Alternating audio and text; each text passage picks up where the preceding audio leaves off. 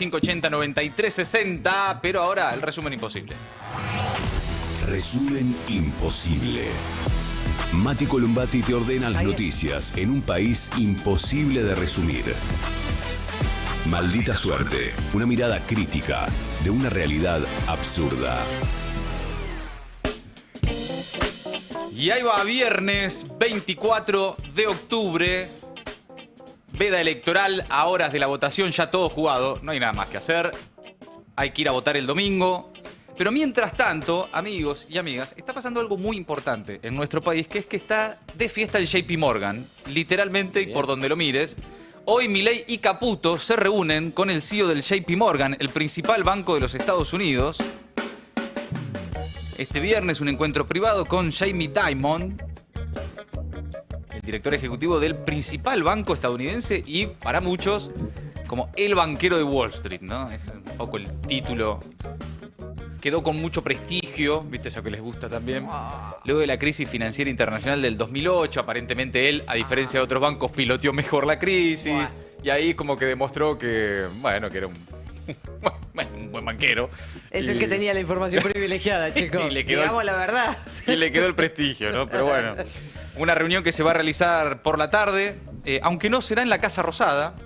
Milei jugando de visitante no importa dónde, ¿no? Es impresionante también. Podría haberlo recibido en la Casa Rosada, una especie de visita oficial. Llega el banquero de Wall Street, qué sé yo, JP Morgan. Bienvenido, pase usted. No, él siempre hace de visitante. Siempre al pie. Igual pensemos que es mejor. Pensalo un segundo. No, yo que no estoy de acuerdo. Entre a la Casa Rosada. No. Para mí, este nivel de reuniones, si las van a hacer, que por lo menos sean en términos institucionales.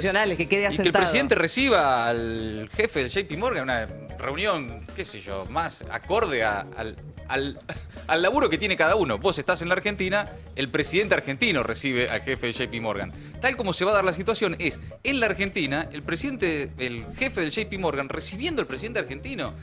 Jugando de visitante hasta en tu propio territorio. Es de lo más arrastrado e indigno que se ha visto, permanentemente verificándose, en la historia de la Argentina. Porque, por más que sea un encuentro reservado, en el marco de un evento privado, que es lo que está haciendo el JP Morgan por estas horas, una reunión anual que la realiza en Argentina, que por cierto estaba prevista desde enero que sea en Argentina, no es que se da ahora, casualmente cae en esta situación y con este contexto, pero que vaya siempre al pie Milei, no importa de quién estemos hablando. Es lo mismo que ir a Estados Unidos a entregarle una motosierra a un escenario a Elon Musk, siempre siendo de empleado del poder, de felpudo, ¿no? Y en este caso, bueno, otra vez. En este contexto se espera que Milei también brinde un discurso dirigido a funcionarios del gigante de Wall Street. La presencia de Dimon en la Argentina se enmarca en esta serie de reuniones de alto nivel, agendadas, insisto con esto, previo al periodo de, no solo de volatilidad en los mercados locales, no solo de las elecciones, sino de la participación que está teniendo el JP Morgan, por ejemplo, en la intervención en el mercado de cambios local. El JP Morgan y el Citi fueron los que el otro día pusieron 500 palos en el mercado argentino para contener la cotización del dólar. Sí, quienes triangularon, ¿no? En realidad Claro. los 500 palos lo pone el Tesoro. Lo pone el Tesoro, los que hacen la triangulación, y de los que por estas horas se harían cargo de también triangular el préstamo, el rescate, el salvataje de los 20.000 millones de dólares que el Tesoro de los Estados Unidos instrumentaría a través de bancos privados. Y el caso del JP Morgan además es muy especial porque es el ex empleador, y lo de ex por ser buenos y por mantener las formas, sino es el empleador de todo el equipo económico del gobierno de Milei. Desde Caputo para abajo todos, y ahora el nuevo canciller también, ¿no? Todos los JP Morgan Boys de fiesta por estas horas. La mano derecha de Toto Caputo, que reemplaza a Bertein en Cancillería, también viene del JP Morgan, otro funcionario del mundo de las finanzas que ocupa ahora un rol clave en el gabinete de Milei. Ya tenés a José Luis Daza, a Toto Caputo, a Santiago Bausili, el presidente del Central. Entonces ya tenés el Central, el Ministerio de Economía y Cancillería, todos ex JP Morgan. Sumale el vice del Central, sumale Damián Rey, el presidente de Nucleoeléctrica Argentina. Por donde mires, hay ex empleados del JP Morgan tomando decisiones muy relevantes en términos financieros y económicos para el futuro de la Argentina, decisiones de las que también participa, al menos en la conversación y en la instrumentación y en la intermediación de esas políticas, el principal banco de los Estados Unidos es el JP Morgan. De mínima acá hay algo que en algún momento va a requerir algún tipo de explicación, ¿no? Es realmente para prestar atención, están jugando, perdón, a la política, a la geopolítica, ¿no? En los últimos días, JP Morgan, por ejemplo, anunció unas inversiones multimillonarias en sectores estratégicos. O sea, se está moviendo del mismo modo que se podría mover un Estado. Esto es un cambio, ¿eh? Sí, JP claro. Morgan siempre ha tenido una billetera muy abierta, por supuesto, y siempre sus propios intereses, y el por esencia misma, digamos, juega en la política, en el tablero político. Sí, ya sus ¿no? solos informes y opiniones ya mueven cosas. Absolutamente, Claro. pero además oficialmente viene anunciando una redirección de sus intereses geoestratégicos a futuro con inversiones a 10 años en sectores que van a ser clave y que pueden también cambiar el tablero. Pero además, por donde mires, hoy está tomado, está intervenido el gobierno argentino. Y por lo tanto la Argentina, porque vos tenés a Trump diciéndonos a quién tenemos que votar o qué expectativa tiene él con las elecciones argentinas. Scott Bessent interviniendo, decidiendo el valor del peso en la Argentina. Interviene el Tesoro de los Estados Unidos. Bueno, el dólar tiene que estar a tanto. Los hizo llegar hasta acá, ¿no? Pero Era claramente, el tema era de si la manito. llegaban antes de las elecciones del 26. Bueno, finalmente llegaron. Cristalina Georgieva le exige por estas horas al gobierno que acumule reservas, es decir, que devalúe. Y al mismo tiempo, congelar jubilaciones. También dijo Cristalina Georgieva, ojalá los argentinos voten bien. Y ahora además un banco, el jefe del JP Morgan, nos visita para poner en la Cancillería a uno de sus ex empleados y además hacer una gala en el Teatro Colón. El CEO del JP Morgan reuniendo a líderes globales en Buenos Aires, como jugando de local, ¿no? Jamie Dimon llegó a la Argentina y desplegó toda una agenda muy impresionante, muy intensa, con empresarios, pero también con líderes locales, globales. Una reunión que tiene prevista hoy entonces con Javier Milei. Expresidentes. Bueno, la fiesta de este miércoles, un cóctel de lujo en el Teatro Colón, en el contexto en el que además se da, es escandaloso, por donde lo mires. Y es de las imágenes más gráficas posibles que nos podía ofrecer este momento, de tener una cena de gala del JP Morgan en el Teatro Colón, con todos yendo al pie, todos, el poder económico local, todos ahí. Y en paralelo, una Argentina que el domingo va a elecciones, y más allá del resultado, lo que muy probablemente suceda es que la sociedad diga el domingo, che, loco, no llego a fin de mes. Entonces, la cena de gala del JP Morgan en el Teatro Colón, mientras la gente no llega al 10 de cada mes y se endeuda con la tarjeta, es la expresión más gráfica de lo que es hoy la Argentina de Milei. Intervenida totalmente y conducida por los verdaderos dueños de la criatura, por los jefes. Bueno, entre los asistentes, además, a la fiesta de anoche en el Teatro Colón, figuran Tony Blair, Condoleezza Rice, Robert Gates, además de ejecutivos de multinacionales como Siemens, Johnson & Johnson. Estaban también Paolo Roca, Marcos Galperín, representando algunas firmas argentinas. El expresidente Mauricio Macri.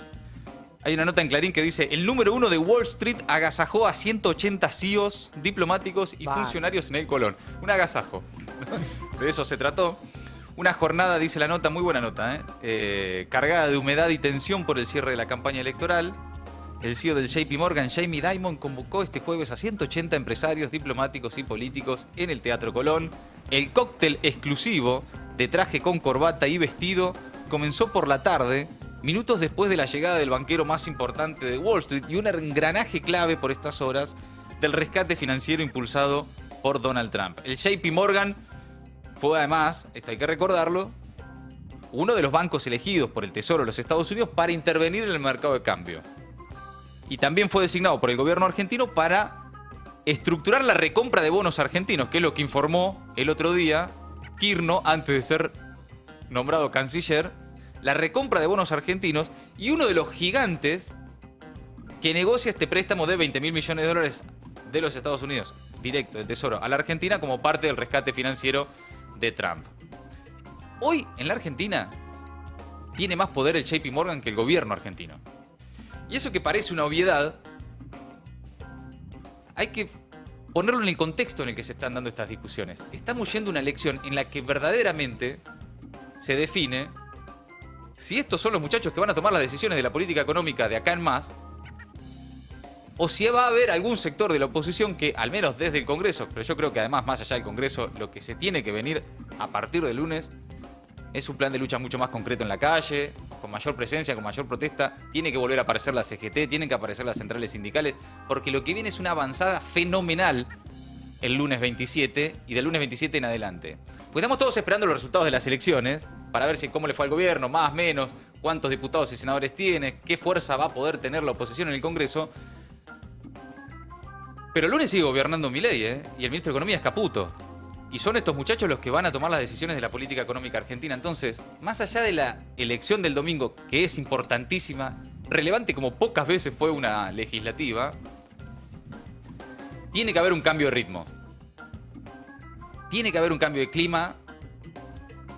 Y especialmente lo que espero que haya a partir del lunes, más allá de la estrategia electoral, parlamentaria, de ponerle un freno a Milei en el Congreso, tiene que haber una estrategia más contundente en las calles. Porque acá de repente viene Tony Blair, uno de los tipos que permanentemente, durante años, respaldó una y otra vez a Margaret Thatcher y sus crímenes de guerra contra la Argentina, la usurpación de Malvinas. Y acá baja Tony Blair al Teatro Colón, le abre la puerta un tipo de galera, le hace reverencia y entra al Teatro Colón como si nada. No había nadie. Yo no digo tampoco ahí protestando, ¿no? Quemando muñecos y banderas.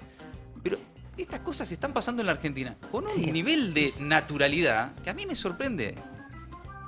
Sí. En la nota de Infobae, que es la típica nota de Infobae con los fotones que suele tener de este tipo de eventos, cómo fue el lujoso cóctel del JP Morgan en el Teatro Colón con empresarios y políticos de Argentina y el exterior, dice el título.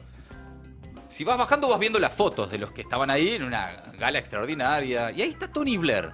Sí. Ex primer ministro británico. En suelo argentino. Recibido con honores de gala.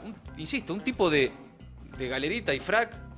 Le abre la puerta a una lujosa camioneta. Baja a Tony Blair, le hacen reverencia. Lo reciben acá como un líder global. Sin ningún tipo de repudio. Más allá de algunas personalidades políticas en las redes sociales, no mucho más. Pero el desembarco es realmente impresionante. El cóctel recontralujoso, seguís bajando en esa nota de Infobae y te encontrás con Condoleezza Rice, te encontrás con Mauricio Macri y muchos empresarios. Bueno, gente, ahí está el verdadero poder. Y son los verdaderos dueños de este gobierno, además. Cuando decimos que Milei está en la presidencia, es una formalidad, obviamente. Es el presidente y es el responsable político de todo lo que sucede en la Argentina. Casani. Y el lunes gobierna Milei. Pero son estos los muchachos que mandan.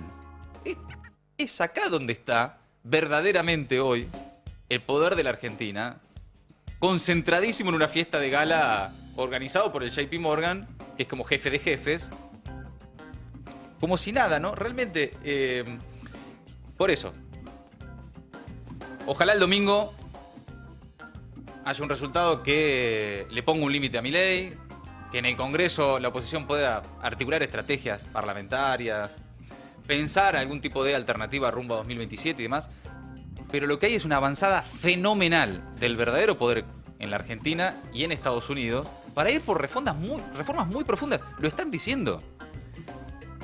La reforma laboral, la reforma previsional, la reforma impositiva, todo lo que pide Estados Unidos en el Fondo Monetario Internacional. Yo digo, a partir del lunes, cuando terminó la campaña, y espero también al peronismo y a los distintos sectores que en estas semanas, porque tal vez no daba, porque estabas en campaña, no había que hacer ruido, había que dejarlo al gobierno que mientras tanto se equivoque, ¿no? Lo digo porque además, no solo que es evidente, sino que lo he hablado con dirigentes políticos de distintos sectores, en off, y cuando decía, che, loco, ¿no daba para un poco más? Frente a semejante intervención del gobierno de los Estados Unidos, ¿no daba para algo más que un tuit? Y bueno, pero estamos en campaña, ¿viste? No hay que hacer ruido, hay que esperar, el mensaje tiene que ser en las urnas. Bueno, fantástico, fenómeno. Vamos el domingo y votamos, ¿ok? Salga como salga, el lunes y a partir del lunes, en la Argentina tiene que haber una articulación de un plan de lucha mucho más contundente. Porque lo que hay es una avanzada fenomenal. Salga como salga la elección, el gobierno puede perder la elección, le van a tomar el gobierno y esas reformas las van a querer impulsar igual. Y va a haber sectores del sistema político predispuestos, aunque no sean de la libertad avanza, para acompañar ese tipo de reformas que impulsan los verdaderos dueños de la criatura. Tiene que aparecer de vuelta, a partir del lunes, la CGT. Tiene que aparecer de vuelta, a partir del lunes, las distintas corrientes que integran el amplio mundo del movimiento obrero. Tienen que aparecer de vuelta las organizaciones políticas, sociales y sindicales, que más allá de cómo salga el resultado del domingo y de cómo quede conformado el Congreso, lo que viene va a requerir un plan de lucha más activo en las calles. Cuando digo eso, tampoco me refiero a ir y prender fuego nada, ¿eh? Gente, tiene que haber mensajes más contundentes de las organizaciones políticas, sociales y sindicales de que esta avanzada fenomenal del verdadero poder en la Argentina no va a pasar así como así, o que la única alternativa es frenarlo en el Congreso. Ponerle un límite a Milei. Sí. Mi voto va a frenar. Vamos viendo, qué sé yo, el primer año y medio de Milei tenía 4 diputados y aprobó todo, ¿eh?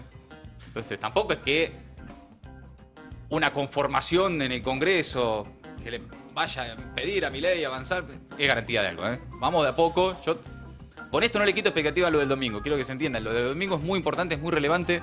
Ojalá le vaya bien a la oposición. Ojalá quede conformado ahí un bloque opositor que haga que sea más difícil para el gobierno y los verdaderos dueños del gobierno avanzar en las reformas que pretenden. Ahora, a partir del lunes tiene que haber un cambio de ritmo. No alcanza con ponerle un límite a Milei en el Congreso. De acuerdo. Sí. Está difícil la calle, da la sensación de que se perdió el ritmo. Me parece que lo más triste de todo esto, más allá de las intenciones de este gobierno y de todos los que todo el poder real que rodea a este gobierno, como suelen hacer, que son, digamos, sanguijuelas que van y chupan la sangre. Lo más triste es eso, digamos, la falta de coraje, la falta de gente en la calle. Nos desacostumbramos, viste, tiene que ser todo muy organizado, con mucho tiempo. Vamos con que está bárbaro, sí, la obviamente. marcha universitaria, Obviamente. muchísima gente, qué sé yo. Si no, ya no existe lo que antes pasaba, que era, digamos, el encuentro en la calle espontáneo. Si, che, esto no. Y eso es un poco, casi que para mí, lo más triste. No, que además es difícil resistir a este tipo de políticas con resortes institucionales para cuestiones que no son nada institucionales. Digo, ¿cómo resistir desde el Congreso a que un gobierno no, de hecho no están haciendo nada, o que un gobierno no cumple 3 leyes? Digamos, ¿qué herramienta institucional hay para una persona que no respeta las instituciones? ¿Qué herramienta institucional hay para evitar que Besen siga manejando el mercado de cambios en la Argentina? No, por eso es importante tener fuerza en el Congreso para evitar que avance. Ya saben. Sí. Fantástico. Pero no puede ser la única estrategia. No, claro. Entonces yo lo que honestamente espero, está bien, justo era un viernes de veda, estábamos más tranquilos, pero de repente me empecé a calentar cuando vi las fotos de Tony Blair bajando con un tipito de galera que le abre la puerta y entra al Teatro Colón como si no pasara nada en la Argentina. Cuando vemos esa imagen de hace unos días de 3 jets del JP Morgan y de todos los demás que vinieron, 9 aeronaves ejecutivas que llegaron desde Nueva York, Alemania, Marruecos, Chile, Uruguay, Sí. 14 jets ejecutivos de alta gama, una operación inédita en la historia reciente de nuestro país. Todos esos jets aterrizando en la Argentina como quien viene a servirse un plato. Es porque está ahí, porque a eso vienen también. ¿Por qué vienen a la Argentina? Más allá de que está organizado desde antes. Sí. ¿Y por qué vienen todos y están ahí en el Teatro Colón?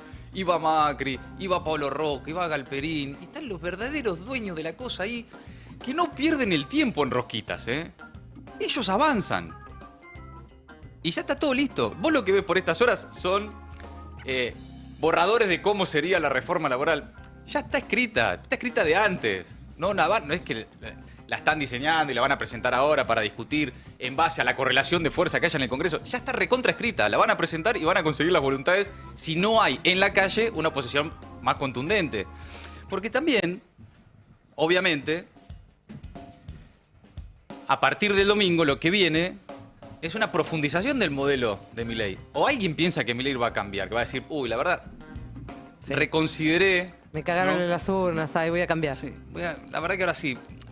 vamos a dejar de basar nuestro modelo económico en la especulación financiera, el endeudamiento y la fuga, timba para unos pocos, y ahora sí vamos a pensar en la producción, en el trabajo, en los derechos de los trabajadores, en los ingresos. La última vez, hace una semana que le preguntaron qué iba a hacer con los ingresos del 80% que no llega a fin de mes, dijo, ¿y vos qué querés que haga?, le dijo un periodista. No tiene respuesta, no hay plan para eso.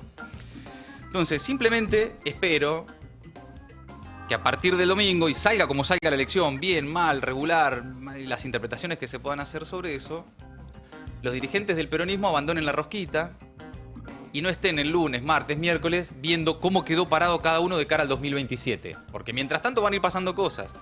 Espero que también, y desde el lugar de absoluta humildad con la que podemos decir estas cosas también, que es acá desde un micrófono y simplemente observando la realidad, ojalá también la CGT, realmente ahora en noviembre es el tiempo, avance en la conformación de sus nuevas autoridades, vamos a ver si es un triunvirato, si es una conducción única y más, pero que reaparezca la CGT.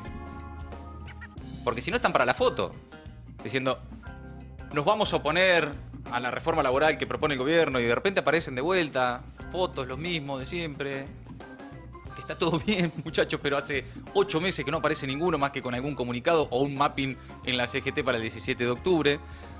A partir del domingo, pasó la elección, basta de rosquita, basta de a ver cómo queda parado uno, cómo queda parado el otro, y a empezar a laburar, porque lo que viene enfrente y lo que se vio anoche en el Teatro Colón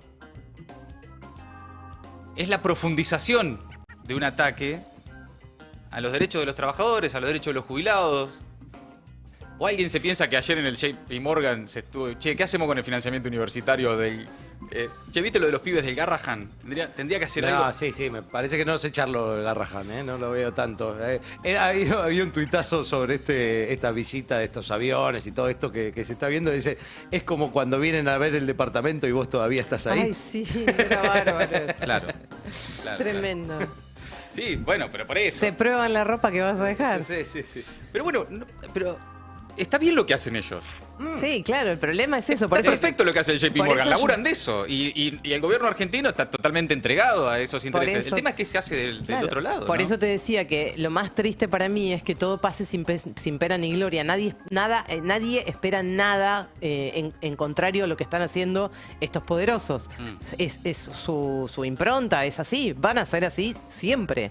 Estos o los que vengan. Pero además, ahora, el problema es cómo vos te plantás enfrente de esto. Totalmente. Y además cuando ves los nombres, ves que pasa el tiempo y son los mismos. Son más o menos los mismos, es de familia. Más Tony se van Blair, heredando. Condoleezza Rice, Mauricio Macri, Paolo... Son siempre los mismos, totalmente. Pasa el tiempo y los tipos están ahí, el verdadero poder. Bueno, simplemente esto, ¿no? Una expresión de deseo de que el domingo... Bueno, por supuesto, la elección le ponga un límite a Milei en el Congreso, pero se equivoca la oposición si piensa que con eso alcanza para enfrentar lo que estamos viendo por estas horas de una avanzada fenomenal del verdadero poder en la Argentina y, por lo tanto, de los verdaderos dueños de la criatura hoy del gobierno argentino, que están en Estados Unidos, frente a lo que viene. Porque mientras tanto, acá en la Argentina, las familias ya deben más del 130% de su sueldo a bancos y billeteras. Según datos del Banco Central y EcoGo, un hogar promedio acumula deudas equivalentes a 1,3 veces su ingreso mensual, el nivel más alto desde la pandemia. Y ayer escuchaba o veía un economista de estos medios libertarios que decía, bueno, pero esto es una buena noticia, significa que las familias se están endeudando en bienes durables, ¿no? O sea, que están créditos hipotecarios, cambian la heladera. No, es para ir al supermercado que usan la tarjeta de crédito. Y cuando ya no da más la tarjeta de crédito, se endeudan con las billeteras virtuales. Y cuando ya no da más eso, van a los préstamos fácil y todas esas que están ahí a tiro, que por nada te prestan con tasas extraordinarias. Usurarias, claro. Y más abajo aún, y esto nos hemos cansado de contarlo porque tenemos un montón de testimonios al respecto, que se advierte seriamente, lo advierten los curas en los barrios, lo advierten las mujeres en los comedores, lo advierten las organizaciones sociales, el endeudamiento de las familias en los barrios con el narco directamente, que ya es como el último prestamista, como el Fondo Monetario Internacional de los pobres, ¿no? Ya es el último que te presta, ¿no? Bueno, el aumento del endeudamiento se está concentrando en las tarjetas de crédito, pero no únicamente. Y el 16,5% del crédito no bancario está en mora y creciendo fuertemente, según indican datos oficiales del Banco Central. Y ni hablar todo lo otro que ya sabemos, cómo se está precarizando el empleo, que la guita no alcanza. ya no solo que la guita no alcanza, sino que no alcanza el tiempo para tener más trabajo para que la guita alcance. Y esto es una bicicleta imposible de sostener en el tiempo, porque eso empieza a tener un efecto, y lo estamos viendo, en la salud mental, en la salud física, en el ánimo, en la paciencia, en la convivencia, y cómo todo eso va multiplicando violencias frente a la pornografía que vemos de 14 jets privados en Aeroparque y el CEO del JP Morgan haciendo un cóctel de lujo en el Teatro Colón para el verdadero poder económico de este país. Bueno, eso es evidentemente a la larga insostenible. El tema es cómo se expresa y cómo se enfrenta, ¿no? Mientras tanto, este domingo votamos, y así como estamos los muy intensos, que ya sabemos todo, a quién votar, cómo votar, qué es la boleta única en papel, si hay que hacer una cruz, una tilde, y todas esas discusiones que nosotros ya tuvimos, hay otro sector muy importante de la sociedad, no menor, que todavía se está preguntando por qué es importante votar, ¿no? Hay un informe que publicó Google, que presentó las búsquedas más populares del último mes, en la previa de las próximas elecciones legislativas, con preguntas que encabezan el ranking de por qué es importante votar, qué son las elecciones legislativas, cuándo arranca la veda, y todo ese tipo de preguntas, que hasta hace unos días atrás, según Google Trends, la gran novedad, es decir, qué es la boleta única en papel, ocupaba el cuarto puesto entre los interrogantes después de las 3 preguntas que yo les mencionaba recién, y se repetía con otra fórmula como, por ejemplo, cómo es la boleta para votar en 2025, etcétera, etcétera. Más o menos hasta ahí. Pero en el top 10 figuraban cuestiones supuestamente tan básicas como qué es la democracia y qué es el voto. No. Ah, bueno, dale. No, pero ¿a qué me parece interesante, más allá de la, ¿viste? La bronca que eso te puede dar, advertir que, así como nosotros estamos muy metidos y muy... No necesariamente eso es ni bueno ni malo, qué sé yo. Yo prefiero así, pero... Que hay otro montón de gente, y no sé si ustedes lo habrán visto, tal vez estuvieron, no sé, escuchando conversaciones en la calle, viste que están todo el mundo entregando papelitos. Y el otro día estaba acá cerca, yendo a tomar el subte en la estación de tren de acá. Y había un muchacho volanteando, entregan ahí papel, y sigo caminando y me voy justo caminando con una pareja que había recibido un papel. Sí. ¿Y eso para qué es? No sé, parece que hay elecciones, dice el otro. Oh. Sí, sí. Pero No ¿cómo estamos ya? ¿Cómo ya? Pero, La claro. pregunta fue, ¿cómo ya? Y yo Tan viste, rápido. como digo, me voy a quedar, viste, me quedé escuchando la conversación Sí, un poco porque sí, me sí, generó sí. mucha curiosidad. Y era, ¿pero qué se vota? ¿Para presidente? No, me parece que es para otra cosa. Y leían las propuestas y qué sé yo. Y vos decís, eso, pues qué barbaridad, qué locura, cómo puede ser que haya... Bueno, no, ojo, es posiblemente un núcleo muy intenso y minoritario, que nosotros, los que estamos del otro lado, los que miran, los que están más informados a veces que nosotros mismos en la audiencia del Destape y demás, los que estamos ya muy seguros desde hace tiempo y con ganas, manija y con desesperación, que no sabemos cómo hacer para que pase el sábado para ir a votar. Bueno, hay otro sector de la sociedad muy importante que no. Y que es un desafío para la política también, ¿eh? Las preguntas más buscadas, las consultas con mayor aumento que se realizaron entre el 13 y el 19 de octubre, según Google, fue, en primer lugar, ¿por qué es importante votar? ¿Qué son las elecciones legislativas? ¿Cuándo arranca la veda electoral? ¿Cómo se vota con la boleta única en papel? Y después, bueno, obviamente, dónde votar, cómo sé dónde voto, etcétera. Pero después hay todo tipo de preguntas, ¿eh? Sobre los partidos políticos también, la mayoría de las preguntas sobre las agrupaciones políticas entre el 19 de septiembre y el 19 de octubre se relacionaron con candidatos específicos. La mayor pregunta, la pregunta más repetida es, Lilia Lemoyne, ¿de qué partido es? Burlando es el candidato de qué partido. ¿Cómo saber si estoy afiliado a un partido? Facundo Manes, ¿de qué partido político es? Expert, ¿de qué partido es? Entre las principales preguntas que se le hicieron a Google en el último tiempo. ¿Qué quiero decir con esto? Más allá de, algunos dirán, qué imbécil que es esa gente, otros dirán, qué envidia vivir en una burbuja así. Lo que hay que preguntarse es el desafío que tiene también la política, a los que la política nos interesa, no para que esto deje de pasar, porque siempre hubo un sector de la sociedad que le importaba más o menos, o se entera medio sobre la marcha, o el día en el que hay que ir a votar y demás, pero sí para advertir que los desafíos que tiene la política son enormes. Nosotros damos a veces, por la forma en la que laburamos, en la forma en la que vivimos la política, por sentada un montón de discusiones. Y de repente después nos sorprenden los resultados, nos sorprenden algunas expresiones, nos sorprenden algunos comportamientos.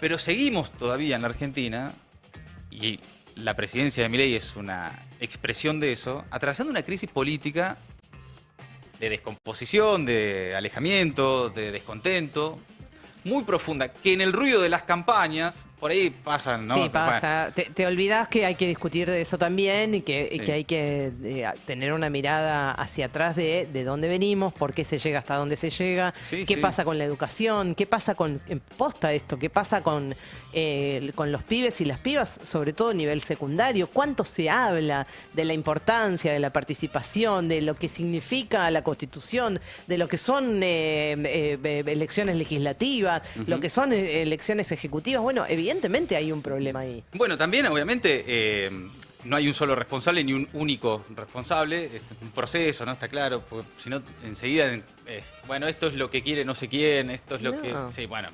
Es multicausal, son Claro. un montón de Sí. factores que confluyen en esta tragedia que estamos viviendo de una anomia que cada vez es más profunda.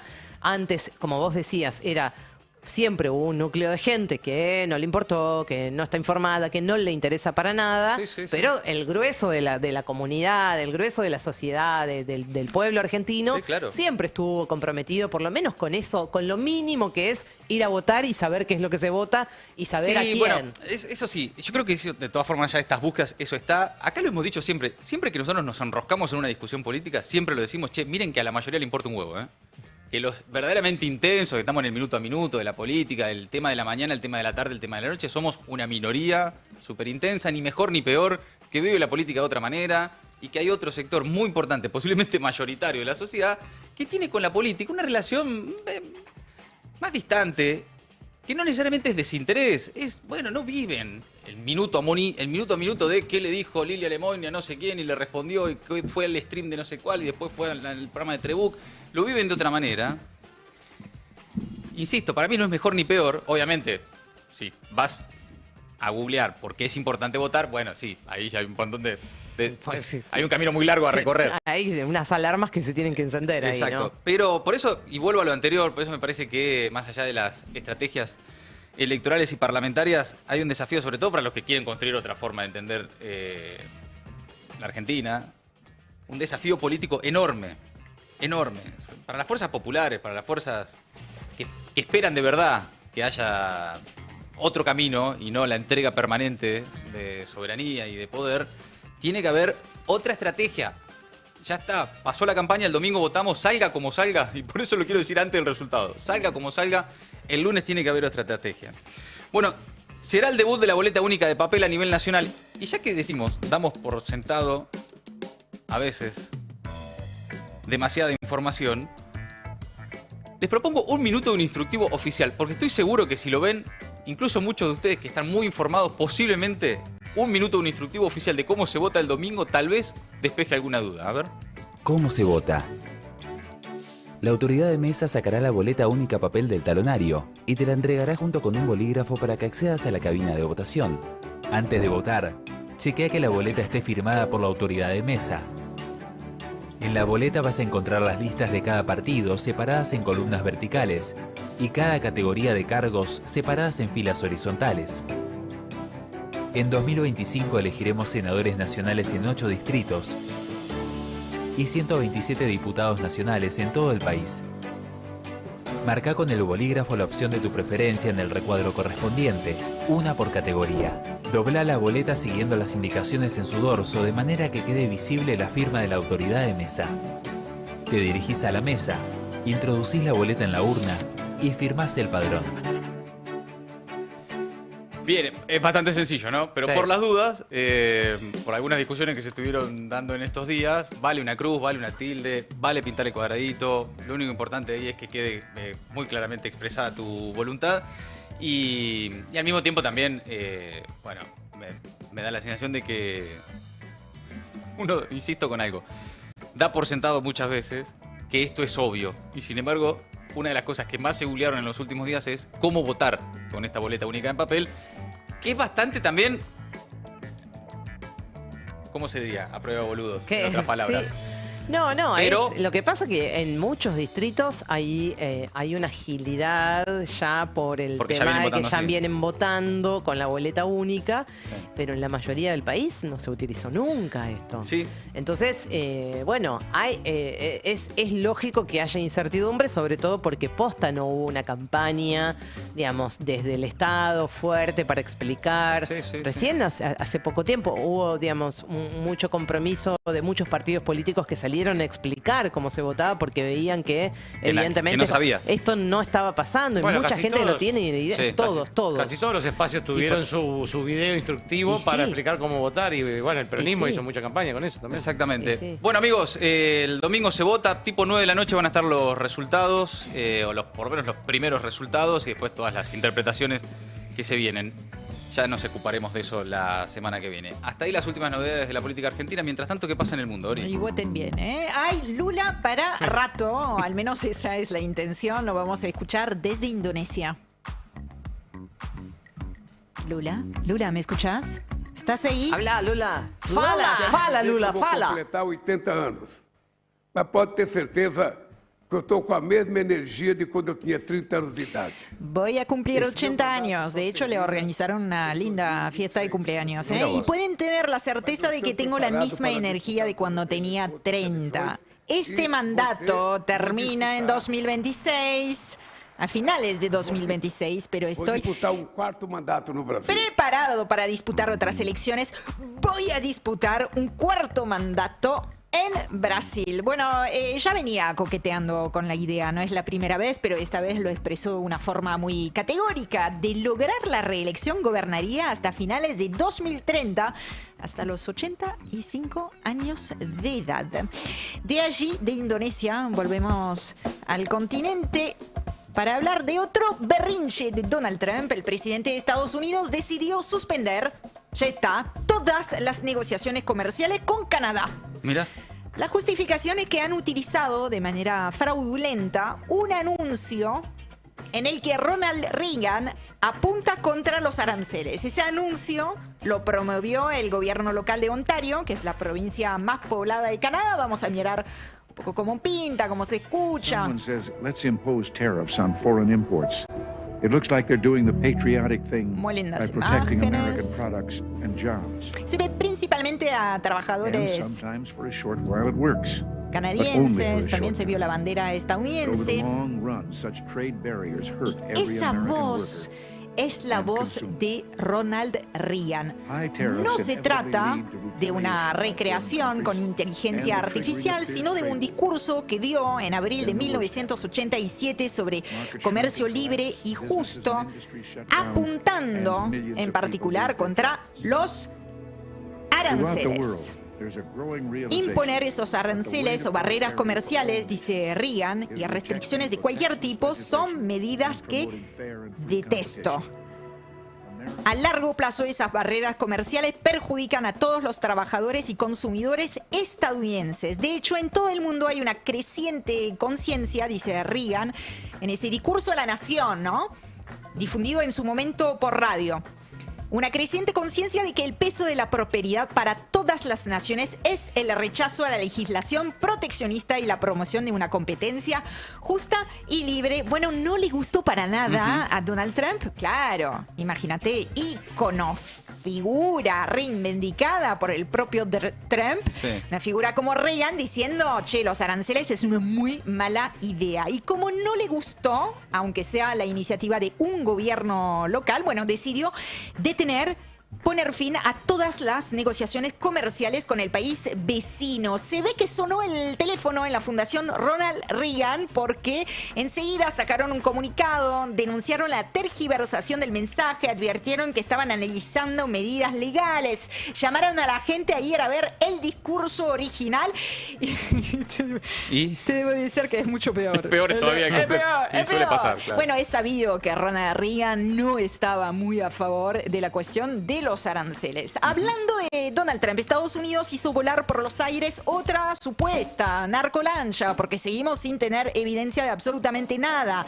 Esta vez sucedió en aguas internacionales en el Caribe, con 6 personas muertas, asesinadas. Ese este ataque extrajudicial se suma a los 2 llevados a cabo en el Pacífico esta semana, que también hemos comentado, confirmados a mediados de esta semana, el miércoles, por las autoridades estadounidenses como parte de esa campaña militar que Trump pretende llevar contra el narcotráfico en el continente. En conferencia de prensa le preguntaron por qué no declarar entonces formalmente la guerra, ¿no?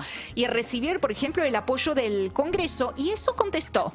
And briefed them on the operations. No, we against will these. go. I said. You will go, and We it would will be go. difficult for them to go. object. I don't see any loss in going. No reason not to. You know, they'll always complain, "Oh, we should have gone." So we're going to definitely. I'd like to just tell Me you. doy cuenta que no puse timecode, pero yo les cuento. No creo dice? que tengamos que pedir una declaración de guerra. Está hablando el presidente de Estados Unidos, ¿sí?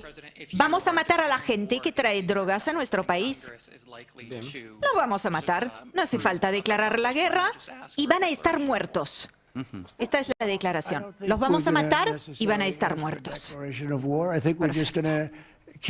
Bueno, asunto siguiente. Coincide esto con la escalada de la retórica de Donald Trump contra varios gobiernos de la región de América Latina, a los que acusa de complacencia con los cárteles de la droga o incluso de formar parte de ellos, ¿no? Hemos tenido el ejemplo de todo esto, ya hemos hablado, pero sigue y sigue escalando. Tenemos el ejemplo de Venezuela con el gobierno de Nicolás Maduro. Tenemos también el ejemplo de Colombia, que escaló especialmente esta semana. Desde Bogotá, de hecho, Gustavo Petro se refirió a esos ataques y esas bajas extrajudiciales. Dijo, no son bajas de guerra, son asesinatos. De mutuo acuerdo con los países latinoamericanos y caribeños, hay que redirigir la lucha contra los narcotraficantes a su persecución personal de sus bienes y capitales y a las grandes incautaciones masivas. Bueno, Trump también se refirió a México, que últimamente tenía más en un segundo plano. Dijo, la respeto mucho a la presidenta, es una mujer bárbara, le cae de 10, pero bueno, el narco es quien gobierna en México. Terminamos acá en la región, nos vamos ahora a Gaza. ¿Qué novedades hay? Bueno, mientras estamos hablando, vamos compartiendo imágenes de 54 cadáveres de palestinas que fueron enterrados en una fosa común, en un cementerio en una ciudad del centro de Gaza, por la imposibilidad de verificar su identidad. Esto pasó esta semana.